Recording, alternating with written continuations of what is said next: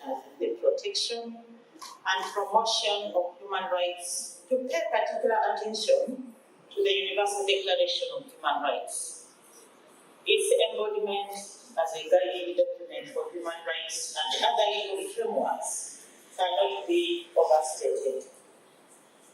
We come here today not just to reaffirm our commitment to attaining a society where rights and freedoms are observed and respected, but to use this year's International Human Rights Day as a platform for paying particular attention to those rights and freedoms that nurture our democracy as a country. In this unique political period, it is more important than ever before for all of us to pay special attention to the right to contest for political office, to campaign, to receive information from candidates, to vote, to freedom of speech, expression, and free press and other media. These freedoms, though not absolute, are fundamental to the attainment of political and social stability, as well as national development. As we all know, they are not granted by the state, but it is the state's number one responsibility to guarantee their enjoyment. We have noted that there may be instances where individuals over-assert their rights to the detriment of others.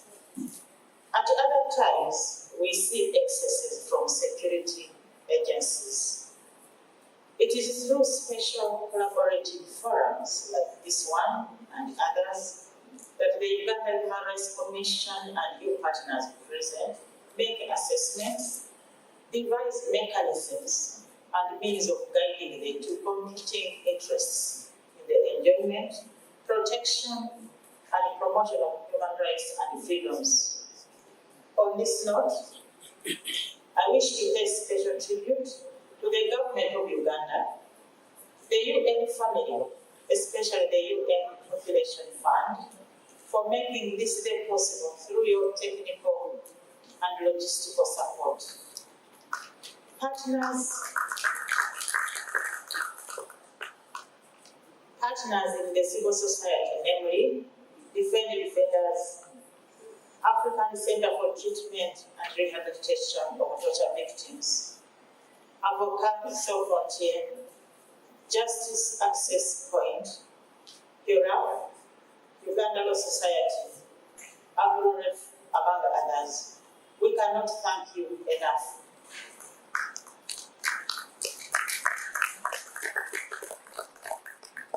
The Uganda Human Rights and promotion of human rights, ensuring that violations and abuses are addressed, that they are spotlighted, and that the democratic space is preserved.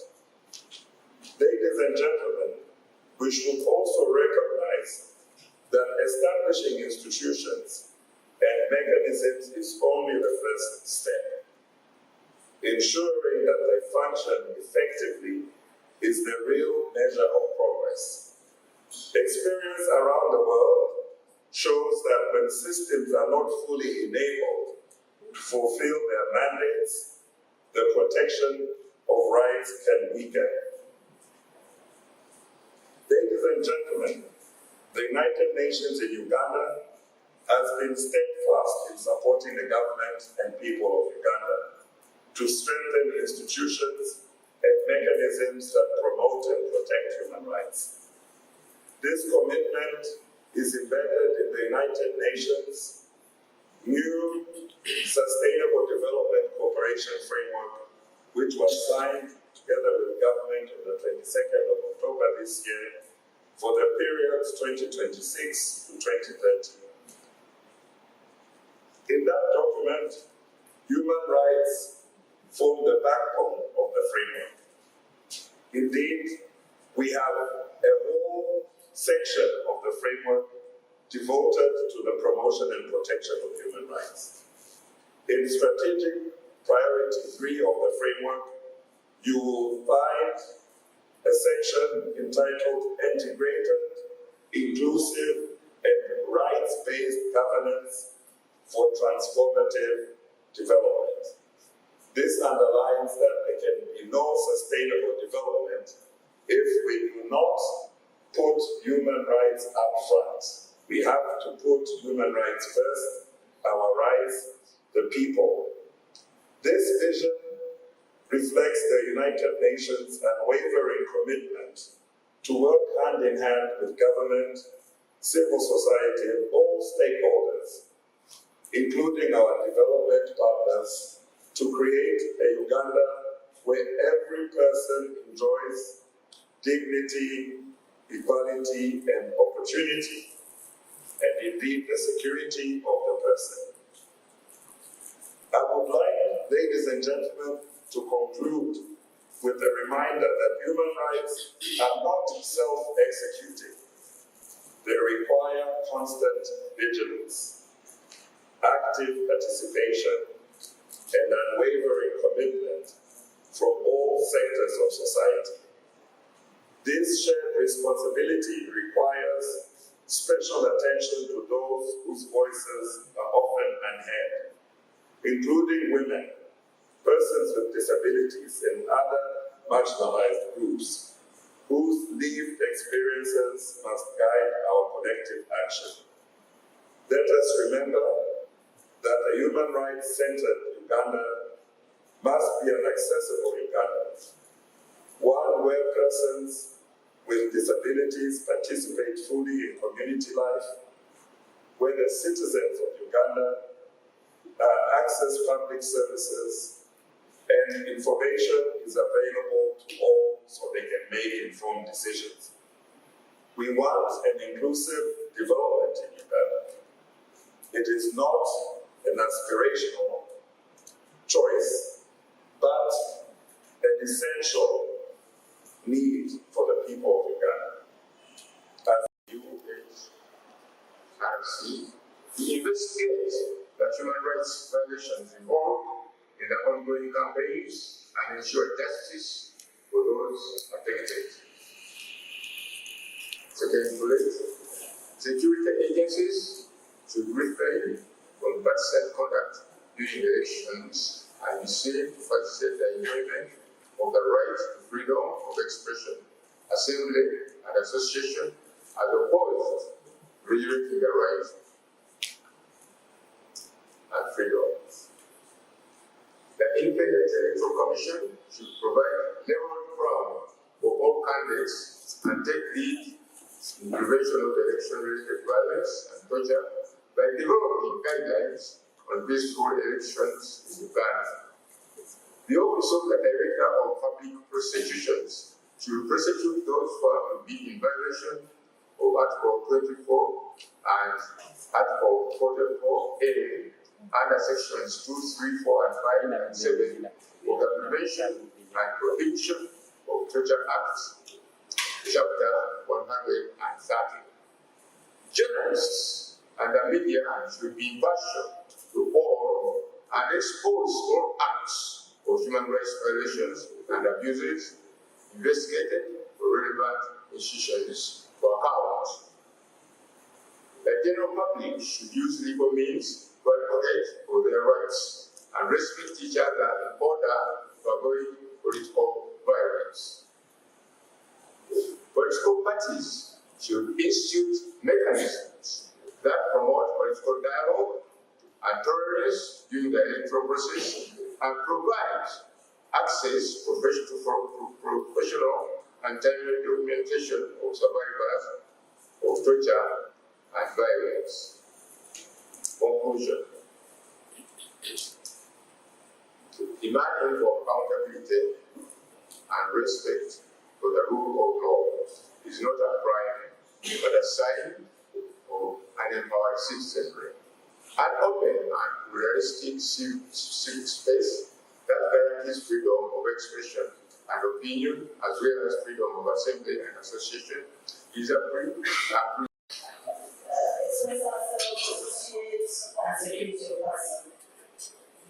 Thank you very much.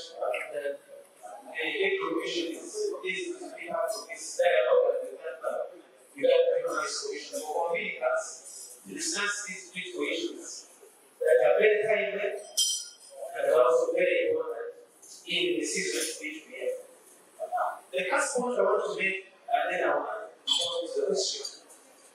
is to say that these areas that we are speaking about, that we need all strength, freedom of expression, freedom of speech, association, and media and security of persons, lie at the heart of ensuring that the right to vote and the right to choose leaders, which is under in Article 59 of our Constitutional Constitution, is actualized.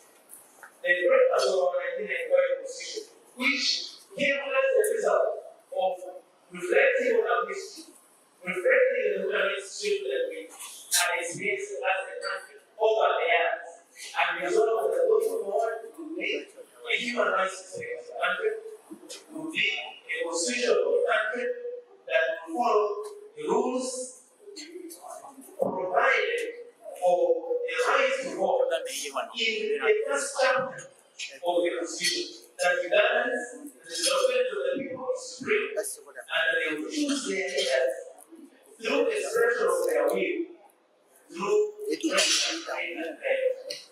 And it goes without saying that to choose and elect and vote is based on information that people must know.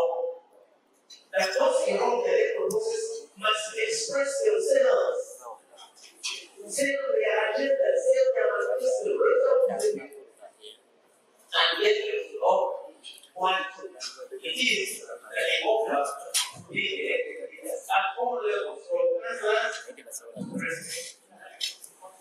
This law also provided provisions to ensure that in exercising this very fundamental right to vote, especially in the campaign period, that there are some rules that rights have to come with right responsibility to make sure that we don't have a situation where in one's undertaking to express themselves, they bring okay, what choice I think we know this before assault, this before assault people. I don't think that out of all the 400, we have even 20 people typing assault, we don't even have 20 typing freedom of assault. In America, when we arrested 89 or something like that, the charges were very different from what they say. Recently, our webpage is arresting over 80 people, and police released a statement saying assault to occurred, so actually went to already because of the express charge. So we tend to think that the charges, the arrests, the TRC, the subsequent detentions, and the torture, some of which has been captured in camera, which are celebrated in two days documented so far this morning, is made to curtail those referendums. Lastly, when I open that point, there is a narrative that is always mounted, that these people are focusing, these people are making possessions. We should know that a campaign season is not like it's not like celebrating only mass or a sermon. Certainly, some candidates elicit some sort of excitement. No